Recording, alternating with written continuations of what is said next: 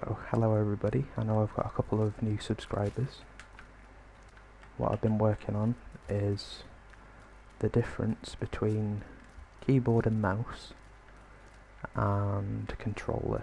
But I'm going to go over to the base, and for anybody that wants to know the difference between how people that have got a controller would fight and aim, and then versus a keyboard and mouse, because I've been showing people what the difference between the peripherals is, I'm going to show it off, the problem, and then I'll actually offer a solution as well to it. Not that anybody will even give a shit, but so for the people that actually care, that just want to know what you're up against, this is basically what it does, from what I can gather, and hopefully it helps you with yeah. So this is going to take a minute, this video, but I'll go through pretty much everything with you, so you can replicate this in your own little, see what you think. Let me know if you get the same sort of results as what I'm getting. Okay, so I guess the first thing to do, we're going to need to do, is definitely go down to the range, and we're going to need to just check our settings. So if you go to the settings in here, the main ones that you need, this should be on other videos too, but 25 additional field of vision, 25 while aiming, and then on controls, this one, and this one. That's my setup, change as you like, up or down as needed, but that one on 20 helps. And then my dead stick zones on both. Okay, so I'm going to use what I'd call a cookie cutter layout of a meta build, and yeah, we'll just see what this can do. So a lot of people first say that the movement on keyboard and mouse is better, and I think I agree to a certain point, but I don't think it's completely, like, you don't gain the most in that area. That's what a lot of people have got wrong when they think about keyboard and mouse. They think that they're moving better than them, but it's not actually the way they're moving, it's the shots that they're hitting when they're firing. So I'll do a little bit of a running around now. So I'm using the settings that I showed, and as you can see, I'm actually using, this is a $25 cheap controller. I'll press some, that's the button, touchpad, okay, and I'll show you the difference when I'm on keyboard and mouse. So I'm going to charge up some damage, and then the first thing I'm going to do is, so that's standing fairly still.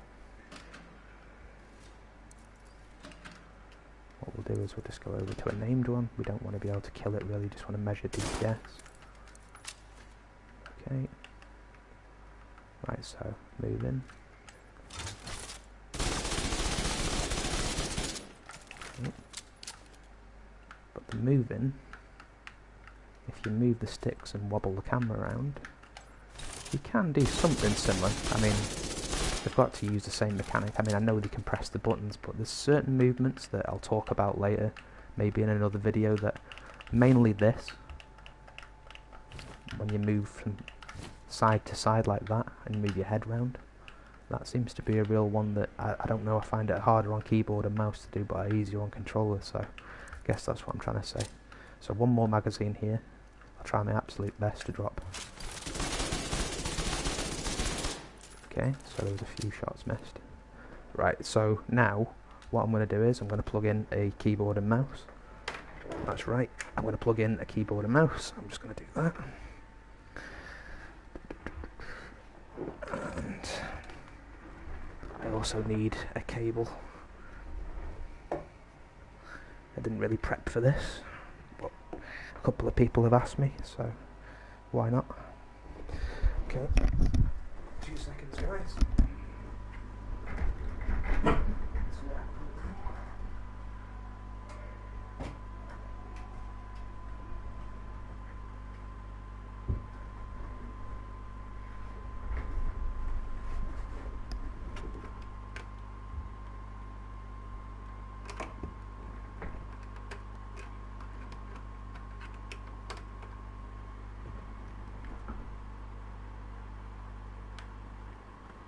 so you can see in the top corner. I don't know if that's going to stream, but yeah. So, right. Sorry about that, guys. Just a little ill-prepared. So, this is a mechanical keyboard. It was about $100 off Amazon, and it's what the typical cheater would probably use.